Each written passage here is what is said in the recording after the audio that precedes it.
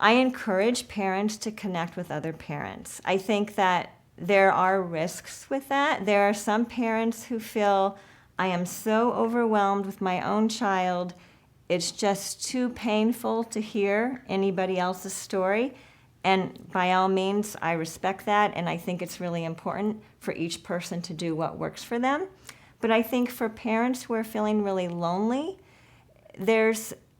I have found that there are wonderful, beautiful relationships that get made through parents that both have a child in the hospital. And I've had some really lovely experiences where I had a 10-year-old boy in the ICU who almost died, and who was on ECMO, which is a heart-lung bypass machine, and he surprised everybody and recovered.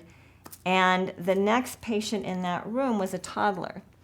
And one day when I was talking with the mother of the 10-year-old, the father of the toddler came by, and this mom made a point to say to him, you know, your son is in the room that my son was in. Your son is on ECMO.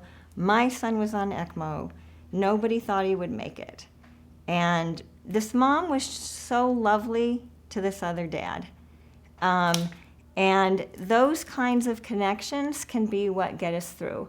I had another mom who's from Peru who had a very deep Catholic faith and whose son was very sick in the ICU. And whenever I visited with her, she would ask me to pray, and she would also ask me to pray for the other families. And she had a book that was so weathered, she carried it in a plastic baggie. And she asked me, the book was in Spanish, but it was printed by a press in the United States. And she was especially aware of two patients who both had sons about the same age as her son on the ICU. And she asked me, how can I order this book in English? And I want to give a copy of this book to these two parents. And